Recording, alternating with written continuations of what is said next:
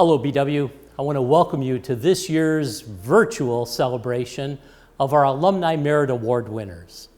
This ceremony usually is in person, and I sure wish we could do that this year.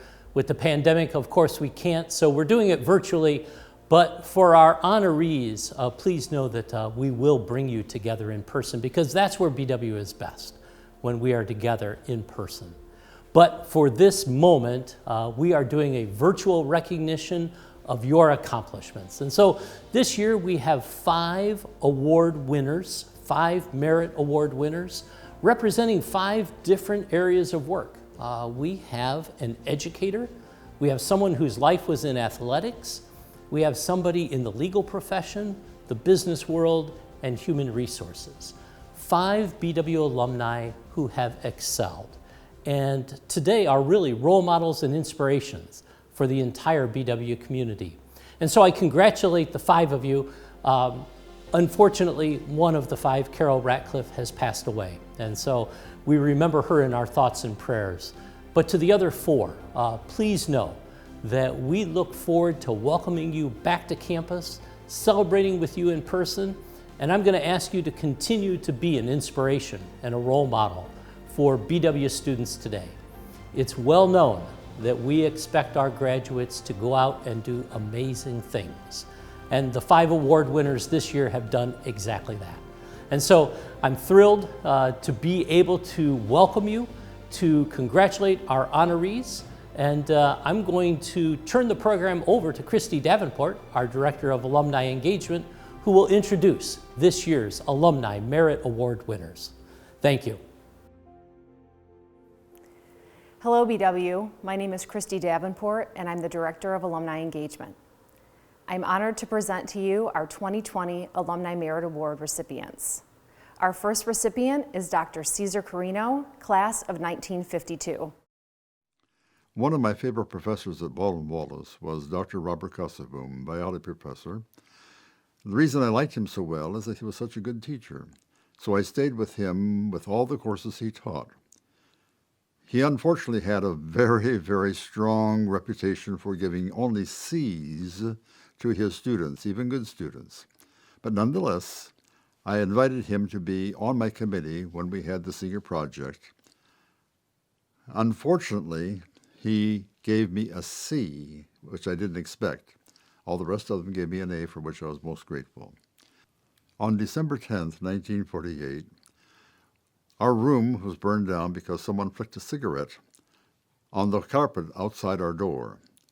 The university came to our assistance just gloriously. As a matter of fact, they even gave us a $100 scholarship for the entire year. Now, that doesn't sound like too terribly much to you, but in 1948, the entire bill for everything, that is, room, board, tuition, fees, everything, was $840. You won't have that today, of course. The advice that I would give anyone going to Baldwin Wallace is to do 3 things. 1, apply. 2, when you get there, study as hard as you possibly can, so that 3, you can fulfill the ancient adage which says, if you can steal all the knowledge from even the smallest college, you will be a brilliant person. Our next recipient is Matthew Nakon, class of 1985. Thanks to the Baldwin Wallace Alumni Association for this great honor. Congratulations to all of today's recipients.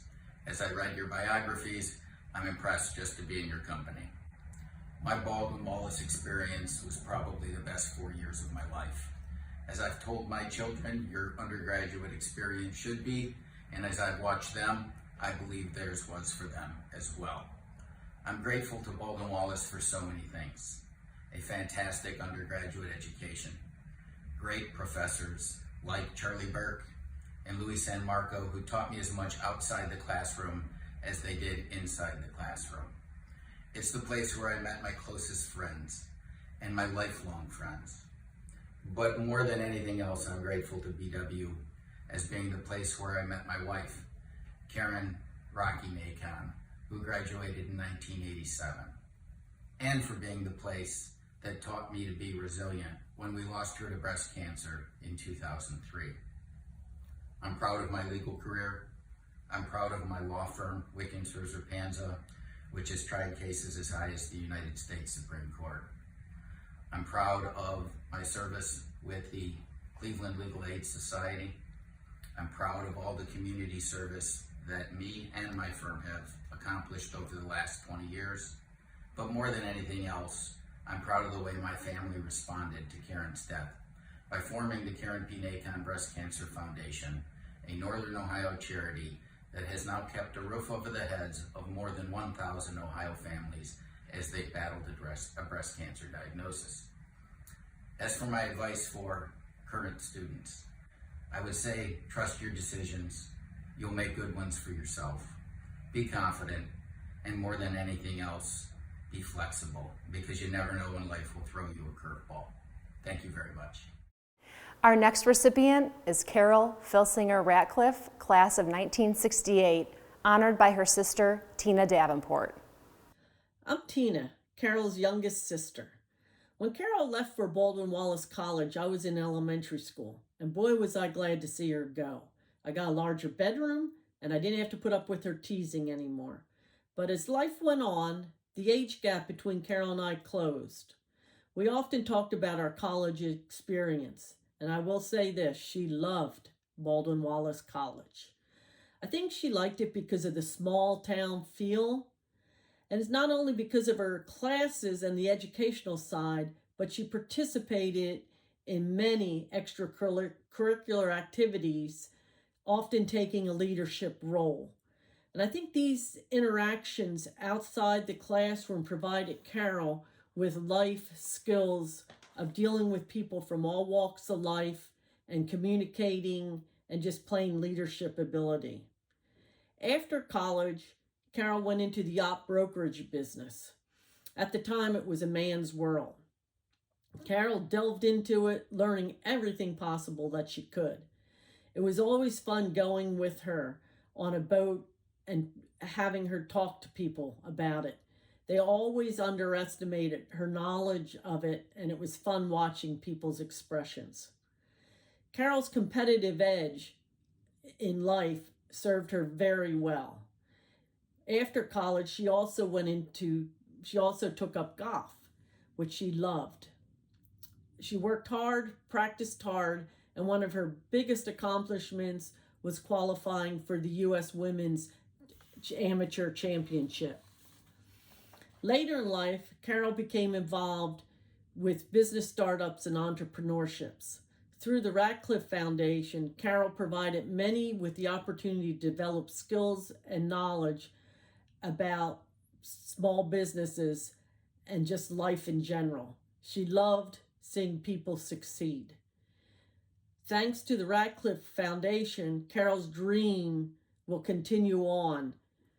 Another side of Carole were her personal relationships. While at Baldwin Wallace College, she developed friends with several people. They were lifelong companions and friends to Carole, which she cherished. I think Carole's advice to Baldwin Wallace students would be take advantage of every opportunity that comes your way, whether it's studies, outside curricular activities, social, and athletics. Expose yourself to different areas because you never know when you'll get to use them. I think this is evident in the Center for Innovative Growth at BW, where she encouraged people from all majors to participate. Finally, Carole loved BW so much that she convinced two of my other sisters to attend and graduate from there. I headed south to warmer climates. On behalf of my sisters and me, I would like to thank you for awarding the Alumni Merit Award to Carole. I know she would be ever grateful. We are all fortunate to have known Carole and have Carole part of our lives. Our next recipient is Jeremy Short, class of 1991. Hi, my name is Jeremy Short, and one of the questions that we'd been asked was to highlight an experience that we had at BW.